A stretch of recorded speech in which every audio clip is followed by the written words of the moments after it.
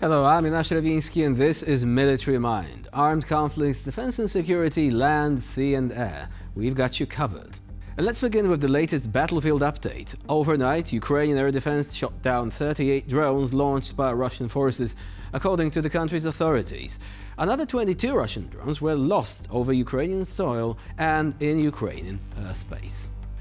Meanwhile, in recent statements, Kyiv has claimed their air defense destroyed 71% of the incoming UAVs. However, 5% still landed direct hits on the targets.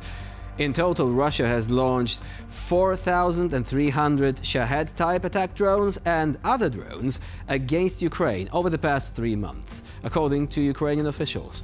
In addition to that, the Air Force's daily reports have labeled some of them as disappeared from the radar, which means some of the drones were either subjected to electronic warfare countermeasures or failed to reach their targets altogether. In Russia, a Ukrainian army drone has struck an apartment block in the southwestern city of Belgorod, wounding one civilian and setting 3 apartments on fire, state authorities have reported. In the Kursk region, Ukrainian forces have engaged in small-scale clashes with DPRK troops, marking their first battlefield confrontation with Kim Jong-un's soldiers, according to Ukraine's defense minister Rustem Umerov.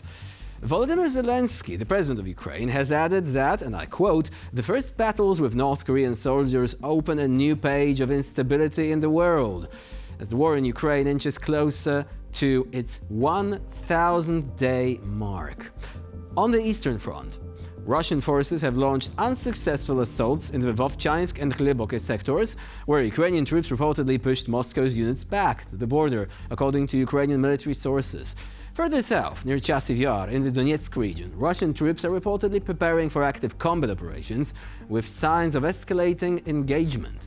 Near Toretsk, Russian forces have increased the frequency of their attacks, signaling an intensification of the conflict. The most intense fighting continues in the Pokrovsk sector, where some of the hardest clashes between Russian and Ukrainian forces have been reported. Moving on now to the Middle East, Israeli aircraft and artillery have attacked several towns and villages in southern Lebanon's Nabatiyeh governorate, killing at least 20, according to the country's health ministry.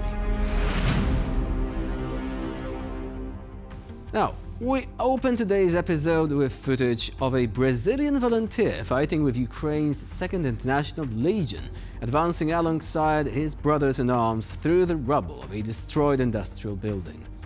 This scene captures the dedication and bravery of international volunteers who have come together in Ukraine's defense.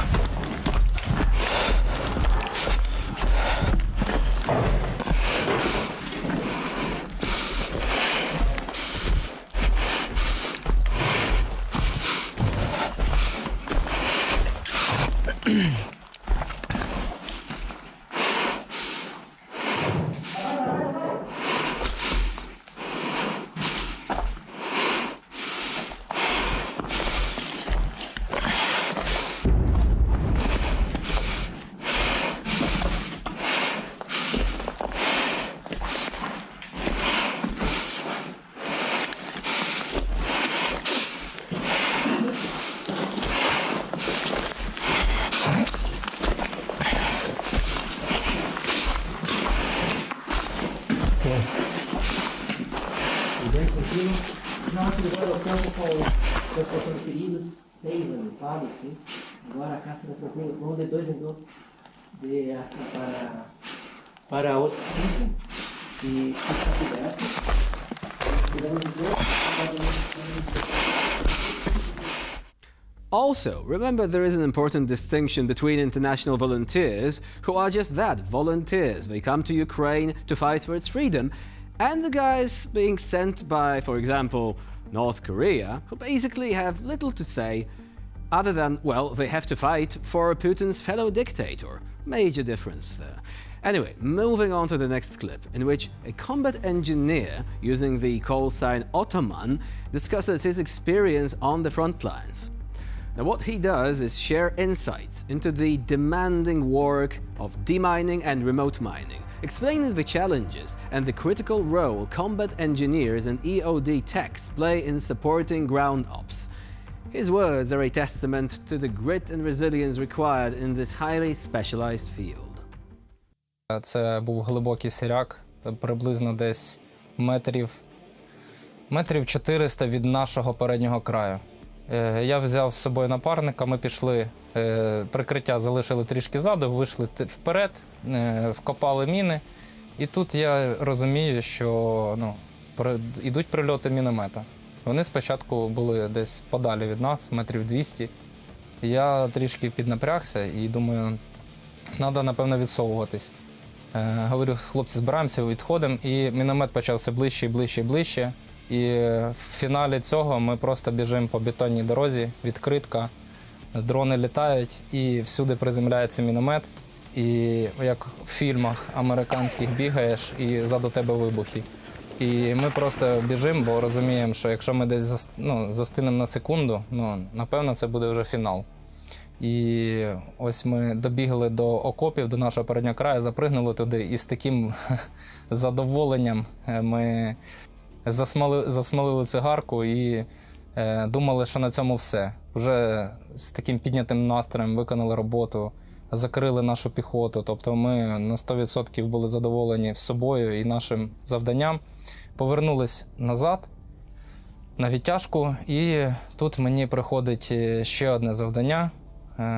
Іти ж мінувати, знову ж таки, там, де ми виставляли протипіхотні міни, знову туди на ранок виходити і знову виставляти протипіхотні міни ще більше. А це все фізично трішки важко ходити і ще тягати міни, бо ми їх всі тягаємо на собі. Ну, робота є робота, і ми розуміємо, для чого ми її робимо.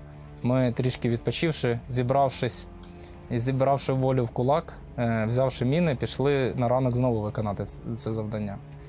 І встановивши міни, нам залишалася крайня міна. До речі, ОЗМ-72, дуже гарні, дуже ми їх любимо за вагу. Встановивши їх, тут мені мій напарник каже, я чую голоси. Я так знімаю навушник, прислухаюся і чую, ворог дійсно десь іде поруч біля нас, вони йдуть, щось кричать, там між собою спілкуються. І я розумію, що вони вже дуже недалеко. Ми швиденько закругляємось, відступаємо назад, а це 400 метрів до нашого переднього краю. Відсовуємося трішки назад, і тут ворог починає штурмові дії. Тобто вони накопилися, оце ми їх чули, це були їхні накоплення. І як тільки ми чуть-чуть відсунулись, вони почали штурмові дії, почала літати артилерія, почали літати дрони, скиди. Наша піхота відбиває, стріляє в сторону ворога, відбиває штурм, ворог стріляє в них, а ми по центру між цим всім знаходимося. І просто ми розуміємо, що потрібно відступати до наших, тому що зазвичай ворог може залетіти з технікою, і нас вже мало що врятує. Тому ми під цими обстрілами добігаємо до всіма правдами, неправдами, ледь-ледь, всюди все бахкає, все взривається, дрони літають, але ми добігаємо до переднього краю, заскакуємо в окоп і разом з піхотою приймаємо бій і починаємо всі разом відбивати підерський штурм. Ось.